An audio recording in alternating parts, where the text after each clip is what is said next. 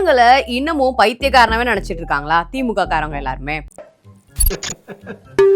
என்னடா இந்த திமுக அரசு கிட்ட நம்ம எது கேட்டாலுமே ஒன்றிய அரசு கிட்ட இருந்து பணம் வரலன்னு சொல்றாங்க. Stalin uncle, what uncle is very wrong uncle. நான் ஒரு சின்ன டேட்டா சொல்றேன். இந்தியாவுல சமஸ்கிருத் யூனிவர்சிட்டி 18 இருக்கு. ஆனா தமிழுக்கு எத்தனை யூனிவர்சிட்டி இருக்குன்னு பார்த்தா ஒண்ணுதான். அதுவும் எம்ஜிஆர் காலத்துல மதுரையில கட்டினது. மத்திய அரசு நிதி பங்கிடும் போது 18 பல்கலைக்கழகம் வச்சிருக்கவங்களுக்கு அதிகமா கொடுப்பாங்களா, இல்ல ஒரே ஒரு தமிழ் பல்கலைக்கழகம் வச்சிருக்க நமக்கு அதிகமா நிதி கொடுப்பாங்களா? ஆக கட கட கட கட கட கட கட கடன்னு பறந்து ஆக டாடி புடேட்ட கழகத்தின் அடுத்த தலைவராக நான்.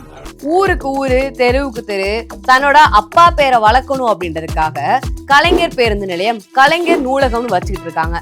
இது அப்படியே மாவட்டத்துக்கு தமிழ் பல்கலைக்கழகம் கட்டி கொடுத்திருந்தாங்கன்னா மத்திய அரசு சட்டையை பிடிச்சி நம்ம கேள்வி கேட்டிருக்கலாம். போங்கடா போய் வேலையில பாருங்கடா. டிபார்ட்மெண்ட் மேல பூரா கோவமா இருக்கேன் நானு. போ. திமுக அரசுக்கு இருக்கக்கூடிய முக்கிய நிதி, அவங்களுக்கு தெரிஞ்ச ஒரே ஒரு நிதி உதயநிதி தான். ரொம்ப சாரி சார், அப்படிதான் பேசுவேன். நீ பொத்திட்டு உட்காரு. அவரை சிஎம் ஆக்குறது தான் அவங்களோட கொள்கையாவே இருக்கு. எப்போ எதை கேட்டாலுமே ஒன்றிய அரசு கிட்ட இருந்து பணம் வரலன்னு சொல்றாங்க.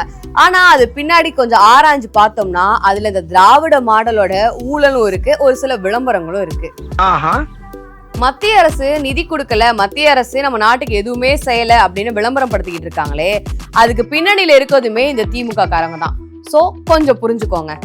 தம்பி, காமெடி வேண்டாம், நான் சொல்லிட்டேன். நானு காமெடி பண்ணாதன்னு சொல்லியிருக்கேன் நானு.